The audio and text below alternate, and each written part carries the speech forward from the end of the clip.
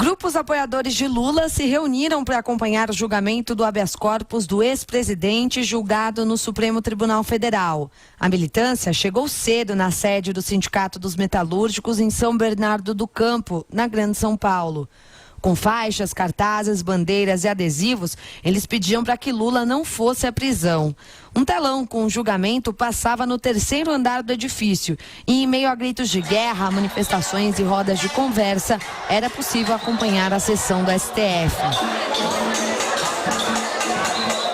No segundo andar, de acordo com a assessoria, além do próprio Lula, estavam presentes lideranças do PT, como a ex-presidente Dilma, o ex-ministro Miguel Rosseto, o governador do Piauí, Wellington Dias, e o governador do Acre, Tião Viana. Mas apenas o presidente estadual da legenda em São Paulo, Luiz Marinho, era visto junto aos militantes. Em uma clara crítica às manifestações de magistrados, o político disse que as decisões dos ministros deveriam ser baseadas na lei e não em convicções. Eu fico estarrecido quando eu vejo um juiz, um desembargador, um ministro falar que tem que observar como que está a torcida, como que está a opinião pública. O juiz não é para isso. O juiz não fala, eu tenho convicção disso ou daquilo. O juiz tem que julgar conforme as provas. Ao término da fala de Gilmar Mendes, que votou a favor do habeas corpus de Lula, a militância comemorou. Mas, ao longo das declarações seguintes dos ministros, as manifestações foram ficando mais tímidas. Todos aguardavam o voto de Rosa Weber, considerado um dos mais importantes na decisão. Ela foi contra a liberdade do ex-presidente. Logo após o voto da ministra Rosa Weber, alguns militantes aqui no Sindicato dos Metalúrgicos, no ABC, se manifestaram contra a imprensa. Mas, na volta do intervalo, as atenções ficaram às palavras do ministro Luiz Fux. Alguns manifestantes tentaram intimidar os veículos de comunicação com gritos de mídia golpista. Mas, com a retomada da fala no STF, os ataques diminuíram. Desde cedo, a expectativa era para que Lula falasse no local depois do julgamento, mas o ex-presidente cancelou o discurso antes mesmo do término da sessão. Ô Vila, e tem muita bobagem, estão falando em fazer uma barreira ao redor de Lula para não deixar ele ser preso, isso é bobagem. Tudo conversa fiada, isso é piada. Mas ela fez referência a Marcela brevemente, primeiro o Luiz Marinho falar qualquer coisa mesmo, mas Luiz Marinho precisa explicar os desvios que ocorreram na prefeitura de São Bernardo do Campo. Quem mora lá sabe toda a história do Museu do Trabalhador, que não é mais Museu do Trabalhador, ainda bem, e por aí vai, né? Portanto, é um incapaz que deveria estar, ele sabe muito bem onde deveria estar, mas fizeram uma breve referência ao voto do ministro Gilmar Mendes. Bem, a gente teve de ficar até 15:01, né?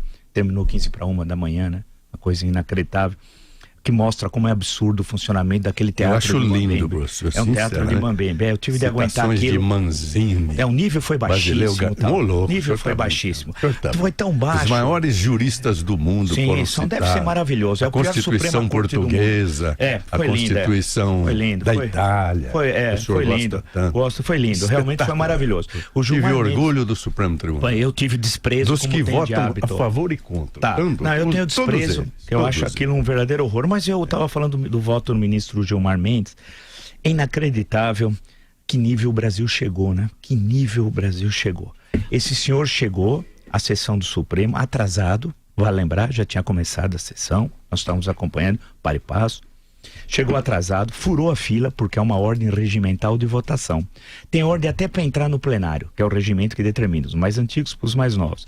Tem uma ordem para sentar, que também é determinado pelo regimento. E tem uma ordem para falar, determinada também pelo regimento. Ele solicitou furar a fila porque ele chegou de Portugal e voltou para Portugal. Aí você me perguntaria, ouvinte, por quê? Para tratar de um assunto privado, dos interesses da sua faculdade, no qual ele está há cerca de 2 semanas.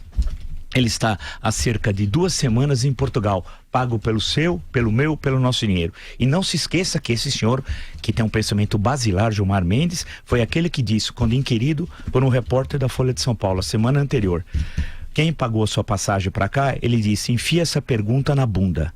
Então, esse é o nível dos ministros do Supremo Tribunal Federal. Continua o ministro Gilmar Mendes.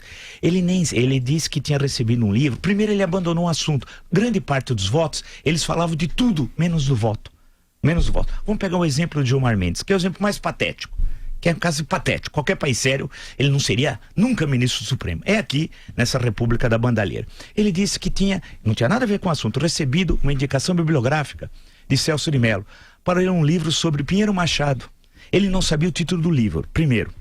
O nome da autora completo, não sabia. E ele não conhece Pinheiro Machado, ele nem sabe o que ocorreu em 1915. Ele é um ignorante, eu disse na hora aqui, na Jovem Pan. Estávamos aqui ontem. Estávamos aqui, eu disse na hora. Eu falei, o senhor é um ignorante. O senhor não sabe quem é Pinheiro Machado, não sabe do assassinato que ocorreu em 1915, né? Que ele era chamado o tirano do Morro da Graça, porque ele era o fazedor de presidentes na Primeira República tal, né? Ele estava ao lado de um deputado paulista, que o senhor não sabe quem é, chamado Bueno de Andrade, filho de Martim Francisco, que o senhor não sabe quem é, sobrinho do José Bonifácio Moço, que o senhor é um ignorante, não sabe quem é. E na hora eu falei tudo isso. O senhor nem sabe quem é Pinheiro Machado, o que aconteceu em 1915, aonde ele foi morto, quem o matou. É Manso de Paiva, onde Hotel dos Estrangeiros. O senhor é um tapado. O senhor dá vergonha de ser ministro do Supremo Tribunal Federal, como outros ali. Tive vergonha mais uma vez. Você imagina, brasileiros e ouvintes, gente de bem, para cumprir uma decisão judicial, nós precisamos colocar milhões nas ruas, nas redes sociais, para simplesmente fazer isso. Por uma vergonha, caramba! Tem de acabar com tudo isso, construir novos poderes, novo Supremo. Aí esse senhor continuou falando que disse que em Lisboa ele fez a citação de Lisboa das duas senhoras, né? E que ele acusou o jornal o Globo de ter incentivado aquelas duas senhoras de ter abordado a Lisboa. Ele usou a seguinte expressão: mídia opressiva.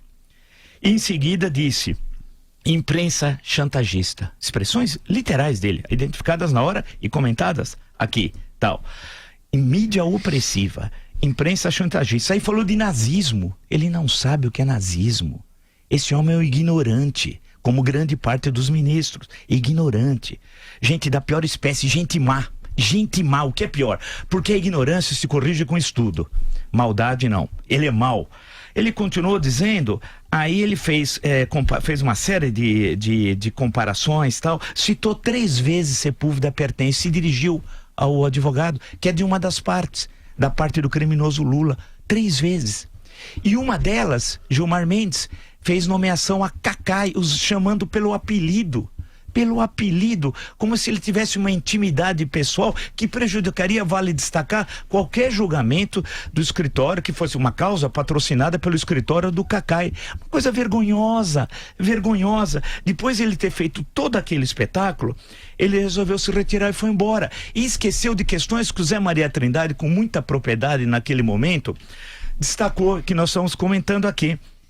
Qualquer julgamento sobre qualquer coisa, antes de ser proclamado o resultado, por exemplo, você pode mudar seu voto. Isso o do regimento do STF determina. Ou você pode adequar o seu voto.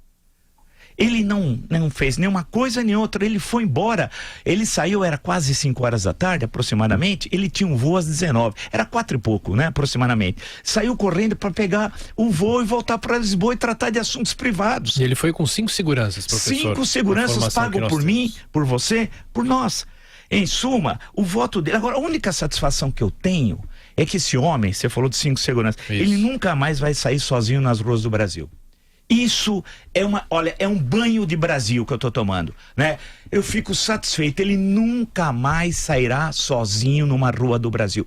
Ainda bem, porque no Brasil tem patriotas, não pessoas como ele que envergonham o Brasil. Ele é uma vergonha para o Brasil. E uma última questão, ele disse que ligou pro Globo, pros diretores do Globo, aquela fala, criticando os jornalistas que tinham... Ou seja, ele ameaçou os jornalistas. Assim como ele liga para outros órgãos de imprensa ameaçando as pessoas.